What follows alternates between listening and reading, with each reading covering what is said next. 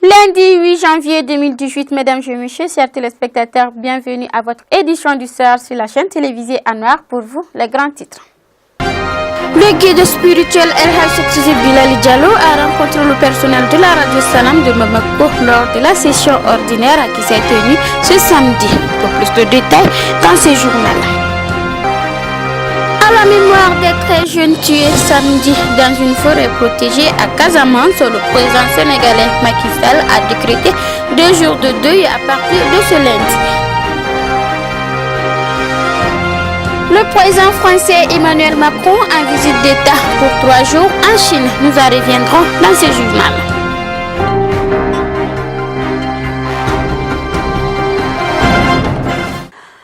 C'était là pour le grand titre. Soyez les bienvenus. Le grand guide de la communauté musulmane des Soufis, El Hadj Soufi Bilal Diallo, a rencontré le personnel de la radio Salam de Bamako lors de la session ordinaire qui s'est tenue samedi 6 janvier 2018 à Moribabougou. Peu plus de détails, Khalifa Cheikh Keita.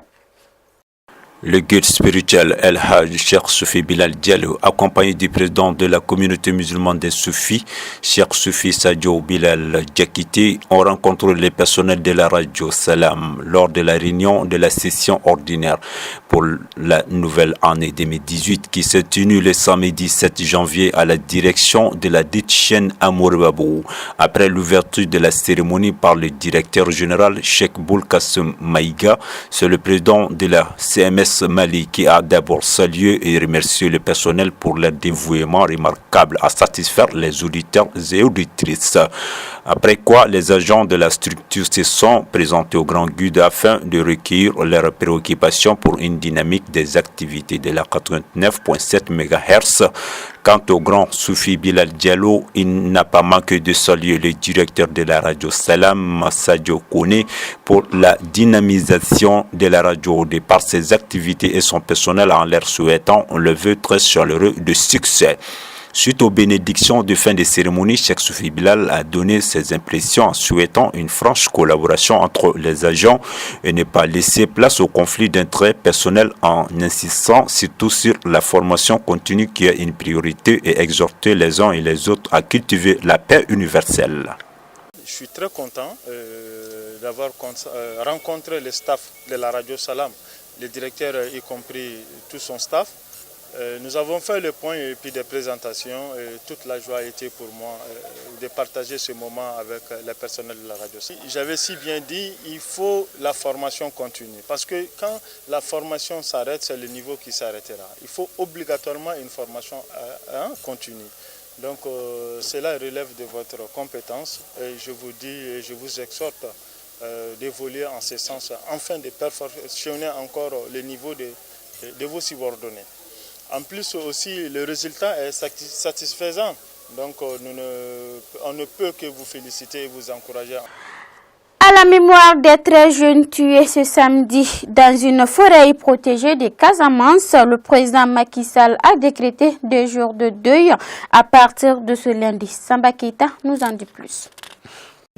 Le président sénégalais Macky Sall a décrété 2 jours de deuil à partir de ce lundi à la mémoire des 13 jeunes tués samedi dans une forêt protégée de Casamance. Une délégation ministérielle s'est rendue à Ziguinchor au lendemain du drame. Ces jeunes qui coupaient du bois dans la forêt de Bofa Bayot ont été tués par des hommes armés. Boubacar Sidibé est l'un des rares escapés de la tuerie du samedi. Il a échappé aux tueurs car il était sorti de la forêt et attendait ses compagnons pour déjeuner. Il était environ 14 heures locales ce samedi. J'attendais les autres collègues pour la prière avant le repas. C'est à ce moment précis que j'ai attendu des rafales d'armes automatiques. Je me suis dit, nous sommes cuits. Quelques minutes après, mon ami Ibrahim Dafé est sorti du bois en courant. Il était couvert de sang, dit-il. On ne sait pas pour l'heure qui sont les auteurs de ce crime, mais les forêts de Casamance sont le théâtre de trafic de bois avec ses propres règlements de compte. Le gouvernement sénégalais a pris les dispositions nécessaires pour retrouver les auteurs de ce crime. Le président français Emmanuel Macron en visite d'État de 3 jours en Chine. Khalifa Cheikh Keita nous en donne plus de détails. 3 jours de visite d'État en Chine pour le président français. Une première dans l'Empire du Milieu pour Emmanuel Macron depuis son élection en mai dernier. C'est lundi 8 janvier 2018 à Xi'an. Dans le centre du pays, le chef de l'État a voulu insister sur des symboles historiques et culturels avant de prononcer son premier discours. À peine descendu de l'avion, Emmanuel Macron s'est rendu avec son épouse Brigitte, qui était pour l'occasion habillée de rouge aux couleurs de la République populaire de Chine sur le site le plus célèbre de l'ancienne capitale impériale, l'actuel Xi'an, dont l'histoire remonte à plus de 3100 ans. Emmanuel Macron s'est ensuite rendu dans une pagode bouddhiste et à la mosquée de Xi'an. Il y a une forte communauté musulmane dans cette ville. Puis il a prononcé le discours présenté comme le plus important de sa visite d'État à l'Élysée. On avait bien insisté sur ce point en amont d'évoquer l'Afrique, notamment où Emmanuel Macron a appelé Pékin à mener des projets en commun. Par exemple, en matière de lutte contre le terrorisme et contre le changement climatique, il a proposé de décréter une année franco-chinoise de la transition écologique pour 2018-2019 et de revenir tous les ans. 32 personnes, dont 30 Iraniens, étaient portées disparues hier dimanche 7 janvier 2018 après une coalition en mer de Chine orientale. Samba Keita. Dramatique accident en Chine. 32 personnes, dont 30 Iraniens, étaient portés disparus hier dimanche 7 janvier après une collision en mer de Chine orientale entre un navire de flotte et un tanker ayant pris feu à la suite d'un accident. Après l'accident, survenu samedi vers 20h, le tanker avec 136 000 tonnes d'hydrocarbures légers à son bord a entièrement pris feu et son équipage de 32 personnes comptant 30 Iraniens et 2 Bangladais est aujourd'hui porté disparu.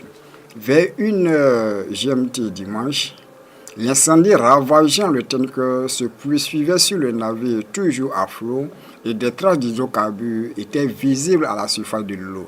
Le pétrolier Senche, un navire sous pavillon panaméen de long de 274 mètres, opérait pour la société iranienne Bright Shipping et faisait route vers la Corée du Sud pour y livrer sa cargaison. Les autorités maritimes chinoises ont dépêché 8 navires pour les opérations de recherche et de secours, auxquelles participe également la Corée du Sud, qui a envoyé sur place un bateau de garde-côte et un avion. Des affrontements armés à Acapulco et Los Cabos au Mexique ont provoqué la mort de 18 personnes et de blessés graves. Khalifa Cheikh Keita nous donne plus de détails. Acapulco et Los Cabos, des stations balnéaires situées dans la côte pacifique du Mexique, ont été le théâtre de violents affrontements mortels. Dans le premier centre touristique mentionné, un groupe de miliciens a attaqué des habitants du village de la Conception. À l'aube du dimanche 7 janvier 2018, l'attaque à main armée avait fait 8 morts parmi les habitants réunis pour faire la fête. Selon un responsable de la sécurité pour la province, Roberto Alvarez Heredia, cette violence serait due au fait que les insurgés étaient opposés à un projet de construction des barrages. Toujours à Acapulco, les miliciens ont tenté une seconde frappe, cette fois-ci contre les membres de l'armée et de la police déployés dans la commune. Cependant, ils ont été repoussés par les forces de l'ordre ayant abattu 3 rebelles. L'opération a permis l'arrestation du leader Marco Antonio Siasteri Munoz, ainsi qu'une trentaine de ses gardes communautaires. Dans la foulée, le procureur de l'État Xavier Olea a fait également état de la saisie de 580 doses de cannabis et de 7 armes. Mesdames et messieurs, pas sportif, Coupe de France, qualification pour la 16e de finale du PSG face à Rennes hier dimanche sur un score de 6-1. Fousseini Sidibi.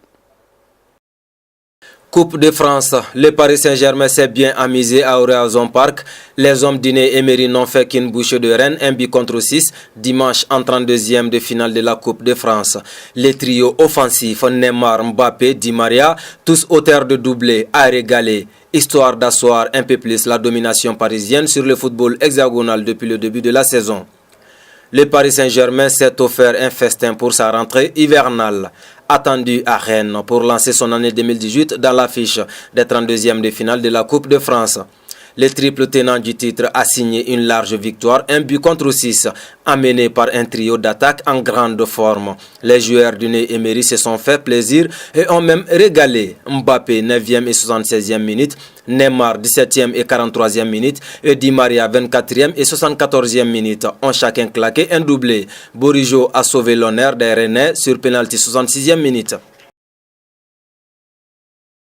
Bien chers téléspectateurs, c'est tout pour votre édition d'aujourd'hui sur la chaîne télévisée en noir.